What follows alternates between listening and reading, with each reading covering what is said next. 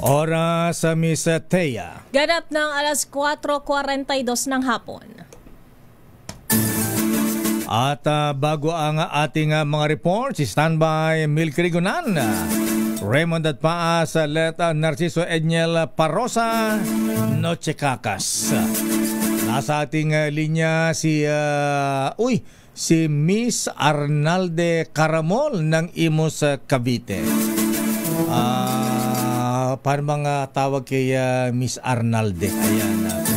Miss Arnalde, magandang hapon po.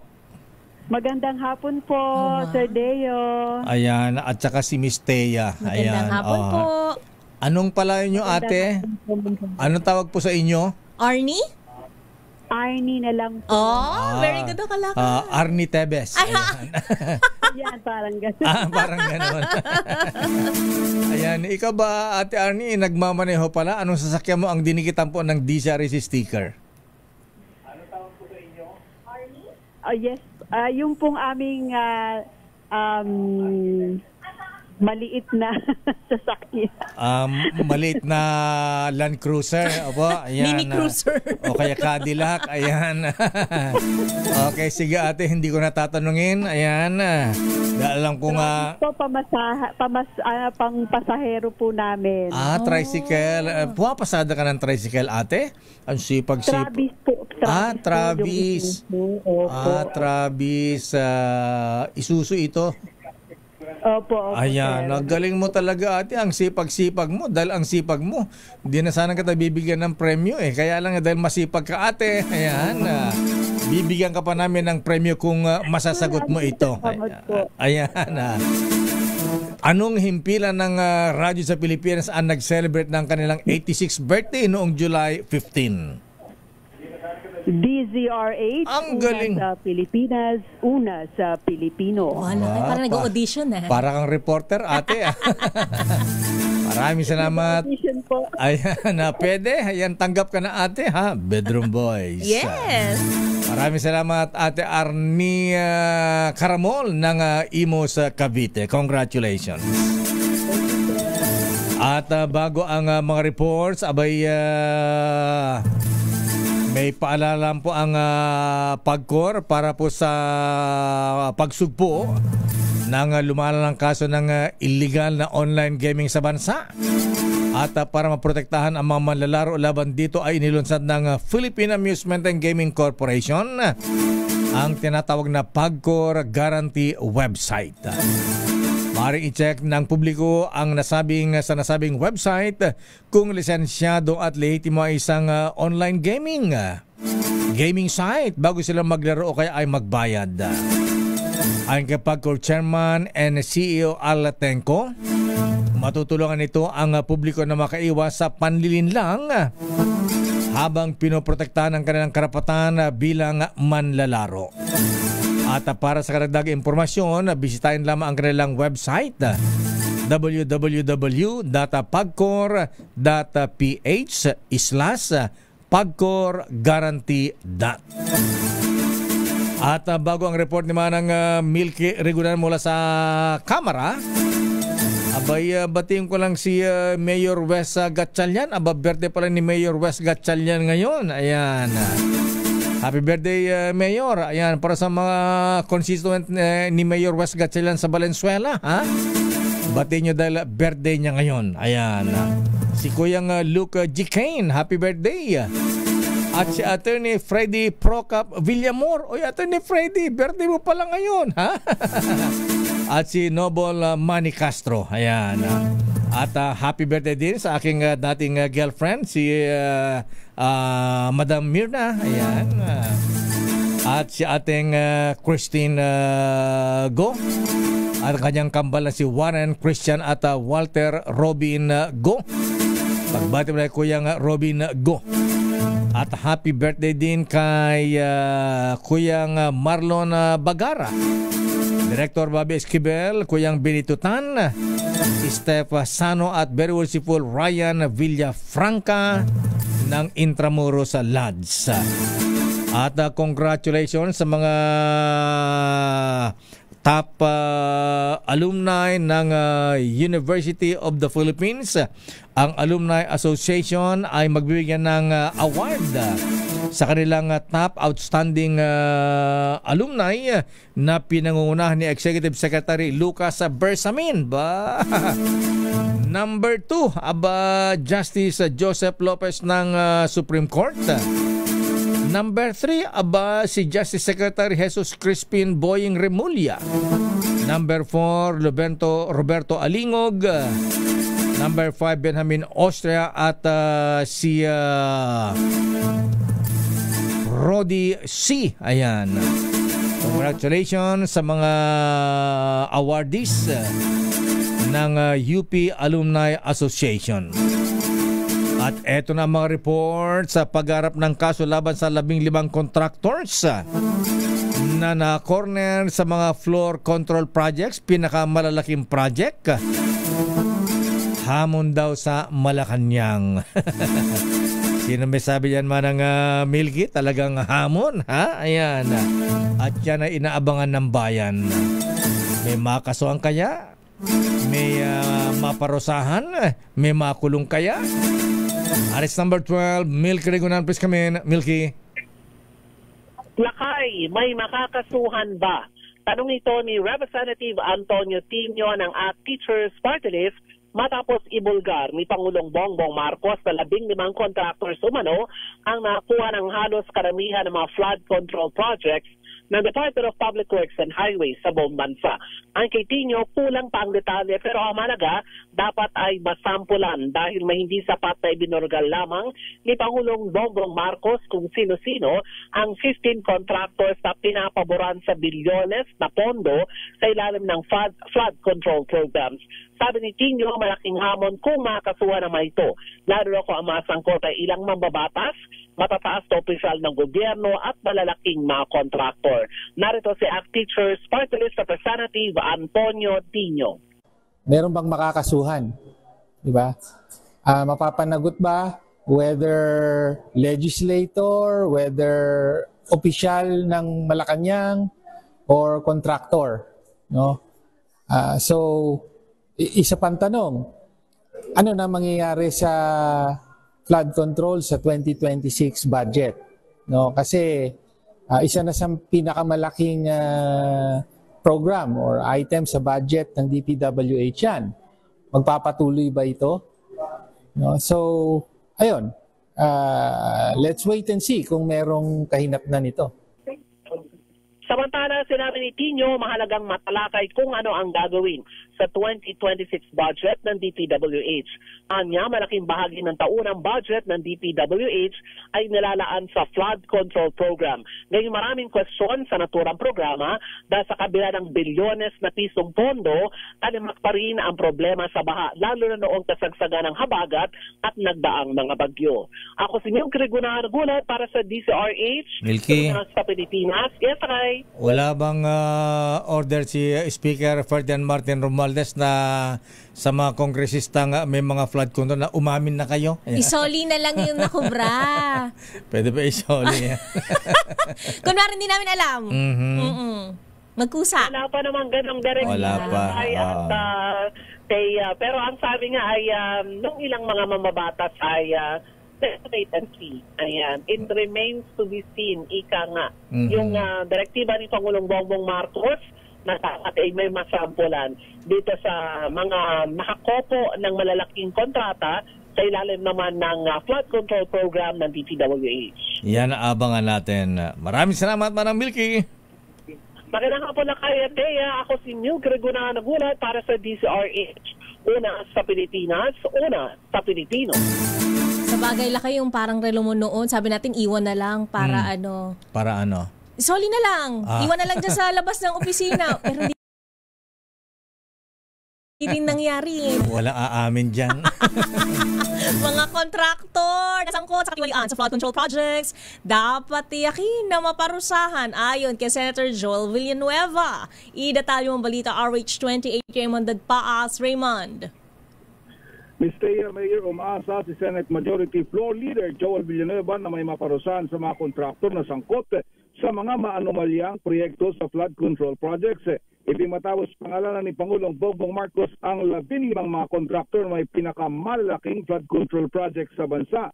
Ayon kay Villanueva, mismo ang Pangulo nang nagbanggit nito mula sa kanyang malawak na intelligence information sa gobyerno. Sa panig nila sa Senado ay wala umano sa kanila ang may koneksyon sa 15 kumpanyang binanggit ng Pangulo. Ang dapat tignan ay sa Kamara de Representantes, kabilang sa 15 ang SunWest Construction Corporation na iniugnay kay Ako Bicol Party List Representative Saldico at St. Timothy Construction Corporation na iniugnay kay Sara Diskaya na kumandidato at natalong mayor ng Pasig City. Para kay Villanueva, vindication ito sa kanila ni Senate President Chis Escudero na inakusahan na may malaking flood control projects bago nagbotohan sa Senate presidency. Narito si Senador Joel Villanueva. Ngayon po, mas maganda na ang Pangulo na mismo na merong malawak at maraming intelligence reports, information ang nagbanggit nito. At, I cannot speak for the other house, but as far as I'm concerned, dito sa Senado, wala akong kilalang senador na link dito sa any of the 15 contractors na binabanggit. So, just do the math. 1 + 1 lang po ito. Salamat. Senate Majority Floor Leader Joel Villanueva. Ito si RH28 Raymond Advance para sa DCRH. Una sa Pilipinas, una sa Pilipino. Maraming salamat, Raymond. Samantala, Pasig Marikina River Channel Improvement Project. Ininspeksyon ng Pangulong Bongbong Marcos. Arrest number 14, Let Narciso, please come in. Miss Let. Lakay Miss Thea, sinilip at personal na kinumusta ni Pangulong Ferdinand Marcos Jr. ang estado ng Phase 4 Pasig Marikina Channel Improvement Project sa Barangay Santo Niño, Marikina City kanina. Bahagi ito ng mga hakbang ng pamahalaan na paigtingin ang mga flood control mitigation measures sa buong bansa. Layo ng proyekto na pababain ang insidente ng pagbaha sa lugar dahil sa pag-apaw ng mga ilog ng Pasig at Marikina. Sa ilalim ng Phase 4, ipatutupad ang mga structural at non-structural measures para maibsan ang pinsalang iniiwan ng mga pagbaha sa Metro Manila. Gayon din para masuportahan ang urban development at maisulong ang pagpapanatili ng kapaligiran sa ilog.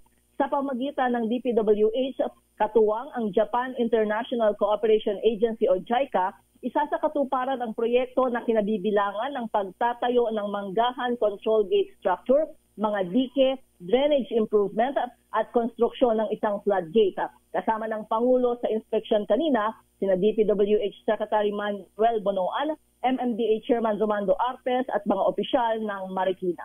Ito si Let Narciso para sa DZRH. Una sa Yes, okay. Kailan napapangalanan ng Pangulong Marcos ang mga may-ari ng mga contractors na involved sa katiwalaan sa flood control at yung ilang kongresista? Maaga pa daw lakay. Para ang tagal naman.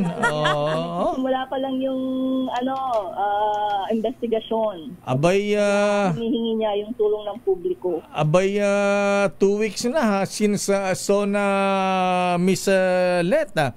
Ang hina naman ng ISAP, ng NICA, ang NISA, ayan, NBI, ayan. Nag-iinit pa lang daw lakay. Ganun ba yun? PNP-CIDG, ayan. Puyut-puyutan dapay, Jay Ekwa. Ang tagal. Ayan. Kailangan daw munang matukoy lakay ang punot dulo ng mga palpak at ghost project na yan sa flood control project. Abay, kailangan may mapangalanan at may kasuhan dito, ha? Sample. Dahil alam mo, nagtatawanan daw yung mga kontraktor, Miss Let, ha? Ayan na. Sabi, alam mangyayari dyan. Mo lang siya mag-imbestiga lakay, ganon, sabi? Alam mangyayari dyan. Ayan na, Mr. President, kaya siguro mag-sample kayo. Yun ang pinamainam.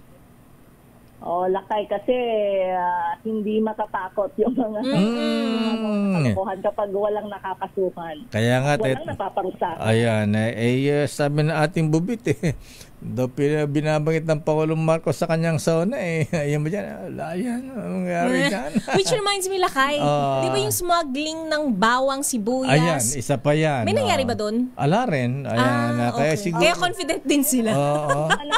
May mga nakasuhan doon, Lakay. Yun, siguro kailangan i-follow up kung ano nang nangyari doon sa mga kaso. Yan ang tanong dyan. Kung may nakasuhan, sino sila? Ayan, dapat dahil special mention ng Pangulong Marcos sa SONA, dapat special mention din. Ayan, dapat Malacanang din nagsasabi, ito yung mga smugglers. Para matakot sila. Ayan, sino sila? Baka nang pipitsugin niyan kaya hindi mabanggit. Mag-aabang tayo, Lakay, kapag may resulta na yung investigasyon. Kasi ang sabi nga, pauna pa lang yan, initial finding. Ayan, sabagay, 2025 pa lang ngayon. Malay mo, 2028 may lalabas na. Ayan. Konti na lang, Lakay. Patience is a virtue. Ganon. Okay nga ron, maraming salamat, Miss Let. Balik sa inyo, Lakay at Miss Thea. Iligal na presensya ng Chinese vessels hanggang Batanes kinumpirma ng Philippine Navy. Detalye mong balita RH52, Edniel Parrosa. Edniel. Kinumpirma ng Northern Luzon Naval Command ang presensya ng ilang barko ng China sa dulong hilagang bahagi ng Pilipinas. Ayon kay Philippine Navy spokesman Captain John Percy Alcos, namonitor ang mga ito sa bisinidad ng Mavulis Island sa Batanes nitong Agosto 7 hanggang 8. Pero kaiba sa unang report na inilabas ng Philippine Coast Guard, hindi lamang Chinese Coast Guard vessels ang naroon, kundi mga barko ng People's Liberation Army Navy. Kagyat na ipinadala ng mga samtalong Pilipino ang flagship Navy vessel na BRP Jose Rizal kasama ang BRP Emilio Jacinto. Dito nagsagawa ng radio challenge ang Philippine warships sa CCG vessels 3301 at 3304 na nagbago rin naman umano ng ruta kalaunan. Pakinggan natin itong bahagi ng radio challenge. Call in Chinese Coast Guard vessels 3301 and 3304. This is Philippine Government Vessel 35 on Channel 16. You are approaching Philippine Contagious Zone. You are advised to leave immediately. Over. Bago ang pagresponding ito ng Philippine Navy na monitor ng Project Sea Light, sa pangunguna ng retired U.S. military man na si Ray Powell, ang tinawag niyang bracketing ng Chinese vessel sa Batanes. Isa umano itong bagong uri o bagong forma ng harassment kung saan hindi bababa sa 3 barko ang pumosisyon para palibutan ng probinsyang pinakamalapit sa teritoryo ng Taiwan. Ito si Edniel Parrosa. Edniel, para sa DZRH. Yes, Lakay. Alam mo ba kung bakit iniikot-ikutan ang Batanes Island ng Chinese Coast Guard at ng warship ng People's Liberation Army ng China? Bakit? Lakay, nangyari itong kung tawagin ay bracketing nitong mga Chinese vessels na ito. Ano bang ibig sabihin ng bracketing? Bracketing, Lakay, ang bagong termino na ginamit na pagpapalibot o pinalibutan, mismo lang pinalibutan. Yung Batanes Island. Yung Batanes Island ng mga sasakyan pandagat ng China. Ito'y nataon, Lakay, doon sa balita kung saan nakot si Presidente Bongbong Marcos sa kanyang pagbisita sa India. Tinanong siya ng Indian media kung anong posisyon ng Pilipinas dyan sa sigalot ng Taiwan sa China. At ang sinasabi ng Pangulo Bongbong Marcos ay yung parehong posisyon ng AFP. Kung matatandaan mo, sinabi ni General Romeo Browner, oras na magkagulo dyan, hindi mo maiiwasan na idamay ang Pilipinas lalo pat may libo-libong mga OFW sa Taiwan, Lakay. Yan ang binabanggit ng Pangulong Bongbong Marcos. Pumalag dito yung China at sinabing hindi dapat maglaro ng apoy ang president sa kanilang internal conflict sa Taiwan. Pero muli, ang ginigiit ng PBBM, hindi tayo nangaaway o nanggigera, kundi poprotekta lang ng ating soberanya, poprotekta ng ating mga kababayan. Pero actually, Edniel, sabi ng ating bubit, ang iniikutan ng Chinese Coast Guard at Chinese People's Liberation Army ay yung mga naka-install na Typhoon at Nemesis missiles dyan sa probinsya ng Batanes na nakaumang, siyempre sa Ampa. So, yan ang tinitiktikan ng Chinese Coast Guard at ng People's Liberation Army warship. Ayan. In the first place naman, sabi nga ni Defense Secretary Gilbert Chodoro, hindi naman natin kailangan ng mga armas na yan kung hindi rin naman tayo... Pandepensa lang. So yan ay talagang bahagi na ng deterrent force, Lakay. So, expect na rin ng mga kabilang bansa na hindi natin ipupull out yung mga yan, lalo pat Yes. Kailangan din natin sa pagdepensa na. Takot daw ang China sa nakadeploy dyan na Typhoon at Nemesis missiles. Kasi? Kaya ganun lang ang pambubuli nila. Okay nga, Rod. Maraming salamat, Edniel. Teka muna, ha? Sino ba ang nambangga talaga? Yung Chinese Coast Guard o yung mas malaki? People's Liberation Army warship? Sino sana ang babangga sa barko ng Coast Guard? Yung barko ng Philippine Coast Guard ay hinahabol. Kaya nga. Tapos sa gilid, sa bandang gilid yung plano, yung People's Liberation Army. So, silang dalawa yung nag-cut lakay. Silang dalawa yung nagsalpukan. Mukhang magagaling yung mga kapitan natin ng barko. Magaling sa maneuver yung ating Coast Guard. Congratulations. Ayan. Nagsalpukan tuloy yung dalawang barko ng China. At ang babait naman ng Philippine Coast Guard, tinulungan pa yung mga nahulog na mga tumalsik na mga tauhan ng Chinese Coast Guard. Nag-alok lakay ng tulong dahil yun naman talaga yung trabaho ng white ship sa dagat ang maging Coast Guard maging gwardya ng buhay kahit anong manglahi mo basta kay in distress sa karagatan. Ewan ko lang dito sa kabilang kapitbahay nating bansa bakit iba ata ang kanilang Coast Guard. Tsaka yung ibang Coast Guard nilalakay kahit yung nasa Batanes, alam mo ba yung mga yan, armado yung mga yan, may mga baril yung ilang PCG vessels o CCG brother na nakita sa Batanes lakay. Ibang-iba sa ating Philippine Coast Guard vessels. Okay nga, Rod. Maraming salamat, Edniel. Balik sa inyo, lakay at Miss Thea. At sa ating showbiz, Miss Thea. Chris Aquino sasailalim sa 6 na buwang preventive isolation. Ida tayo mga showbiz news na yan. Diyosa ng showbiz, Josa Cruzat. Josa! Lakay at Miss Thea, muling nagbigay ng update si Chris Aquino tungkol sa kanyang kalusugan, partikular sa laban niya sa iba't ibang autoimmune disease. Sa kanyang social media post, ibinahagi ng Queen of All Media na sasailalim siya sa 6 na buwang preventive isolation upang masubaybayan ang epekto ng matinding gamutan na kanyang tinatanggap. Kasalukuyan siyang sumasailalim sa kombinasyon ng malalakas na immunosuppressant treatment, kabilang ang infusion, daily medication at injection na magpapababa ng husto sa kanyang immune system. Ayon kay Chris, maninirahan siya sa kanilang compound sa Tarlac habang isinasagawa ang gamutan. Kasunod ng kanyang pananatili sa isang private beach resort ng 2 buwan. Sa ngayon, kasama niya si Bindi na patuloy na nagbibigay ng suporta at nag-aalaga sa kanya. Samantalang nakatira naman ang anak niyang si Joshua sa kanyang pinsan upang maiwasan ang labis na stress dulot ng kalagayan ng kanyang ina. Hinikayat naman ni Chris ang publiko na ipagpatuloy ang pagdarasal para sa kanyang paggaling habang nagpapatuloy ang kanyang laban sa seryosong kondisyon sa kanyang kalusugan. Para sa Break Time Showbiz, ito si Josa Cruzata nag-uulat para sa DZRH. Una sa Pilipinas, una sa Pilipino. Maraming salamat, Josa Cruzat. Antindi ng sakit ni Chris, Wala na yatang gamot yan.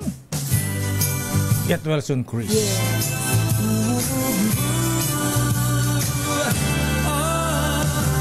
Ilang days before Christmas, Miss Thea. Teka lang naman, lakay, kasi na-expect ko, bare months tayo magpasko. Christmas na nasa kanto na Sumisilip pa lang si Jose Marichan.